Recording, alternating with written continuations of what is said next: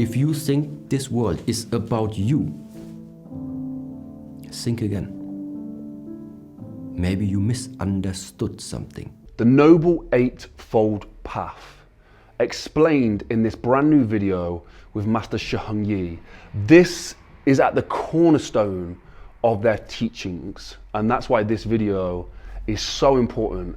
I think it's time to grab your notebook, your pen, your paper, and take notes, because this one is a life changer.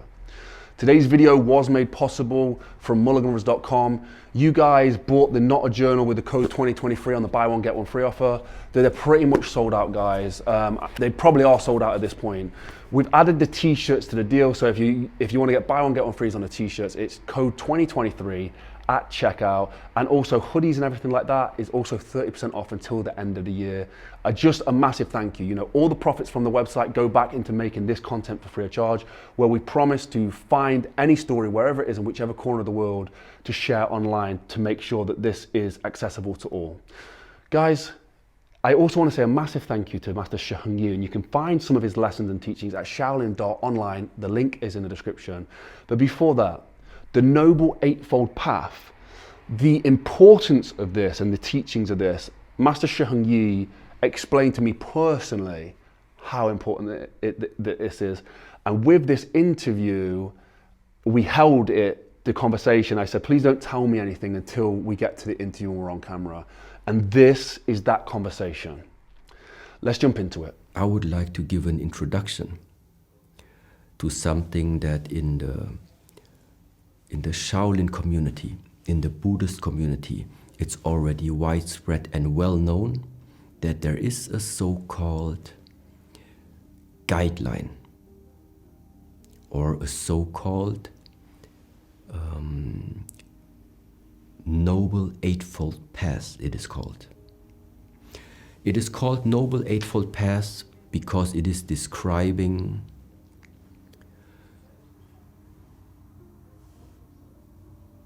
a journey. To give you an overview what's going to come right now, maybe it's easier if I just mention all 8 first of all. Number 1, the right understanding. Number 2, the right thought, right thinking. Number 3, right speech. Number 4, right action or right behavior. Number 5, right livelihood, the right way of earning your living. Number 6, the right effort. Number 7, the right concentration. And number 8, the right meditation.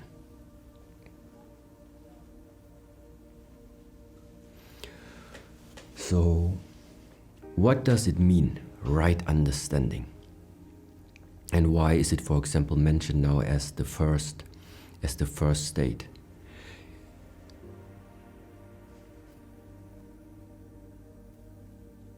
I do think that if you are looking at the world already with predetermined concepts, looking at the world already with some type of expectation, then it's going to be very difficult to really see how the things are. So right understanding involves all these type of learning to see how the things are. Similar to that story, day and night, both at the same time. Same as the view, nothing in a way is permanent.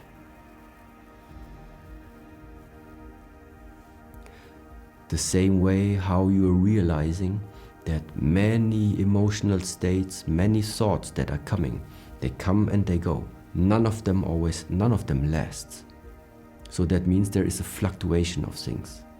Right understanding means you're starting to look out in the world, observe just more around you, to figure out maybe if there is a type of structure that you can see, things that are repeating.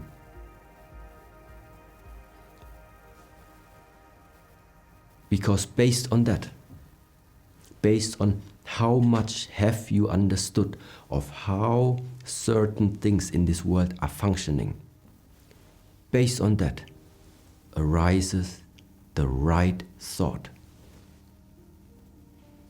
How do you know if something is the right thought, or even the next one being the right speech?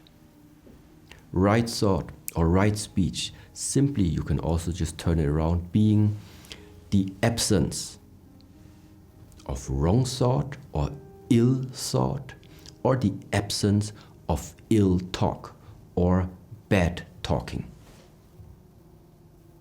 So just staying, for example, with number 1, number 2, and number 3. What does it mean? Right understanding, right thought, right speech. It is the way for you to prevent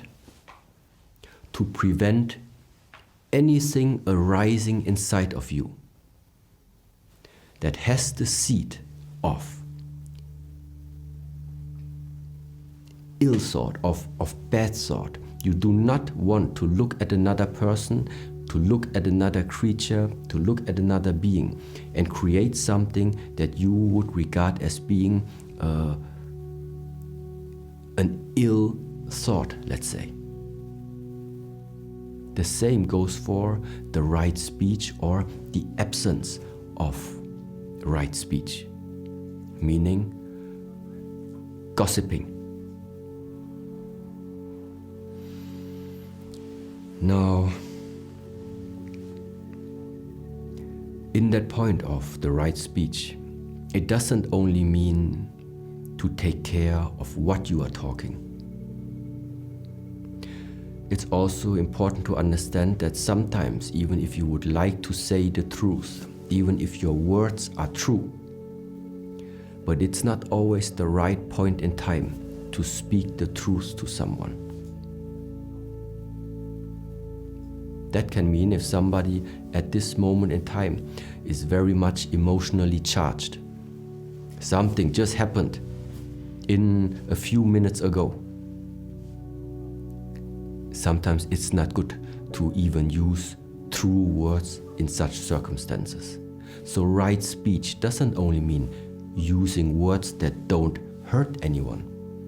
It also means using words at the right time with the right understanding. The right understanding that there are times where it's useful and there are other times where it's pretty much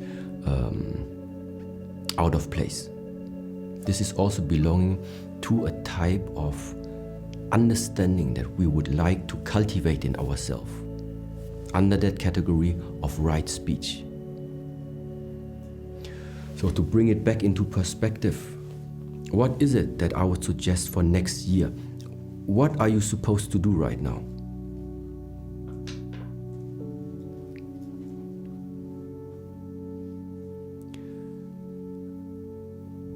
Give yourself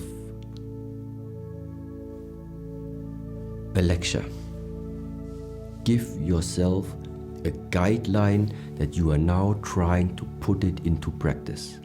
This guideline is that noble Eightfold path. So that means every day think about, what does right understanding mean to me? One way to do it is just do some research. What does right understanding mean?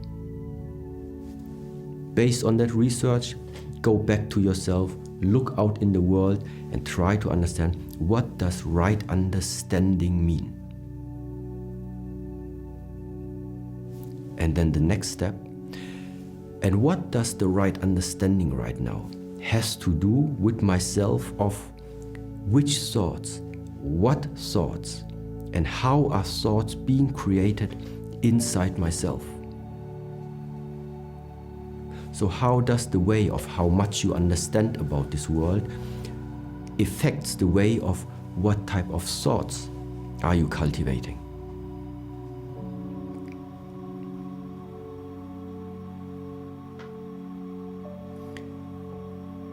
After you are starting to investigate of where your thoughts are coming from, you this time pay attention during that week everywhere where you're going. Take care about what is leaving your mouth. In which tone are you talking to people? What type of vocabulary are you using speaking with people? How is the intonation while you are talking to people? That means become aware of what is it that you are transmitting in the moment you are opening the mouth. Not necessarily what is it that you would want to transmit. First of all, also observe yourself. How does what is leaving your mouth is being communicated and is being understood by other people? Because it's not important what you mean by your words. It's important how does the other one understand it, what you just said. And that means a lot of misunderstanding can also be, let's say, reduced in the moment where you just become more aware of the impact of your words. And right speech integrates parts of what I just said right now. So being aware of what is it that you are saying. And all of them merge together with that ethical conduct that you do not want to harm others, neither with your thoughts nor with your speech. So then afterwards the following points, for example, the right behavior. It almost goes without saying that first we are thinking something, then we are talking about it, then we are doing the things. So same goes here. Now pay attention to the actions that you are putting within the next year into the daily being. Because it's another 365 years where a type of conditioning is taking place. And this conditioning is consisting of the actions that you are doing, the habits that you are having, the behavior that you are putting towards others.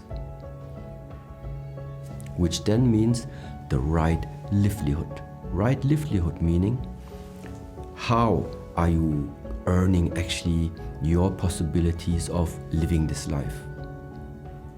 I think in that time where that noble Eightfold Path was developed, it also meant, for example, that if you have the ethical conduct to not harm too many beings, the right livelihood would quite a lot be in conflict of being a butcher.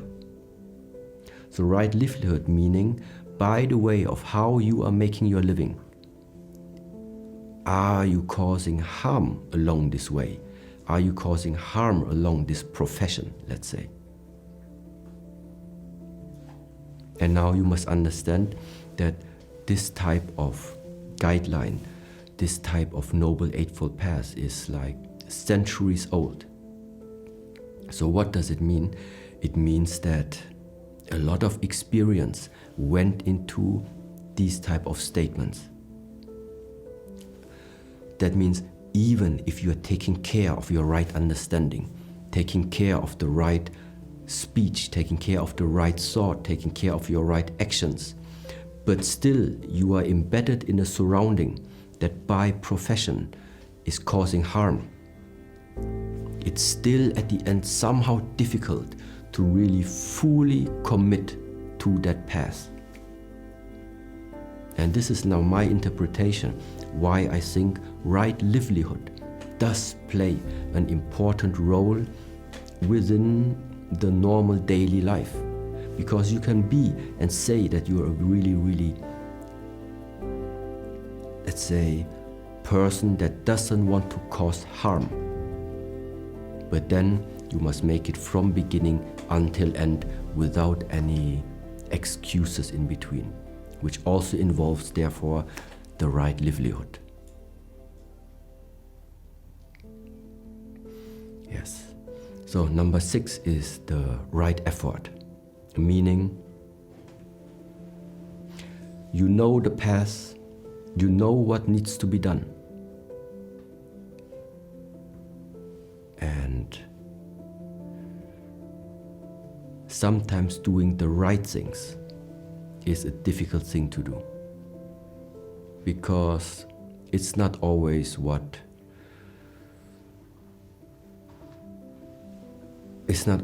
naturally arises. It is something that you need to condition yourself in. It is something you need to train yourself in doing so. And therefore I think right effort, meaning to continuously pay attention and have patience in fulfilling and trying to put this type of guidelines into your daily life. Now, right concentration, meaning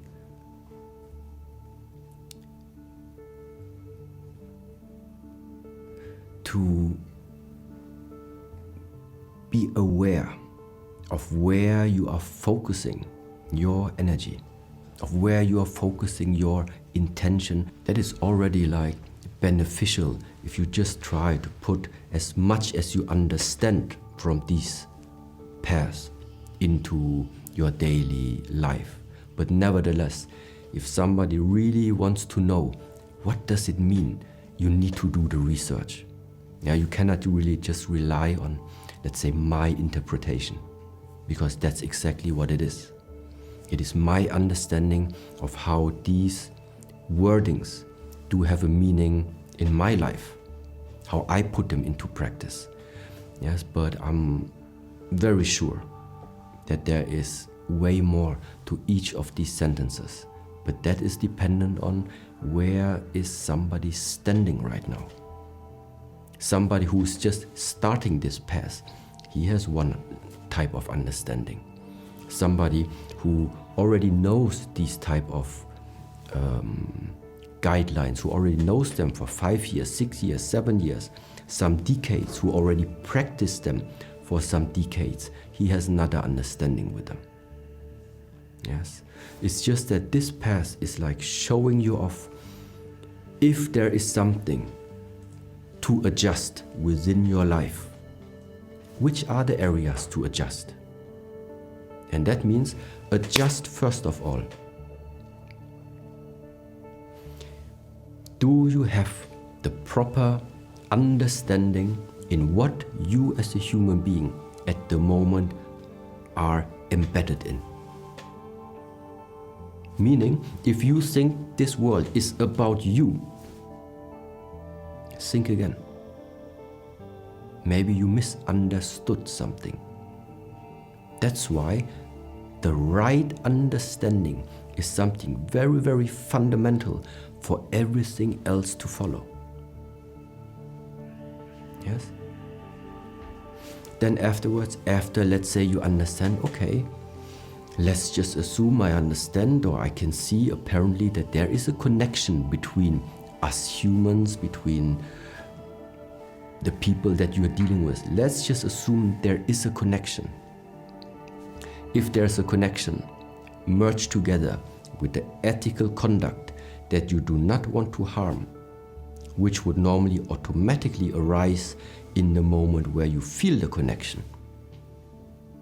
Then it means in the way of how I am thinking, in the way how I am talking, I do not want you to get any harm from that. So that means, watch exactly what type of thoughts are you cultivating towards your colleagues at work. You regard them as being colleagues, that you are all working on the same mission, let's say. You're all pulling on the same rope, or you're regarding yourself being surrounded between your colleagues and this is about competing. These are moments where a thought can arise. Afterwards, same with the speech, same with the actions. Coming once again to the way how you are earning your daily life. And now the other three areas that we think need some improvement is the way, first of all, are you meditating? Do you have inside your daily life a meditative practice?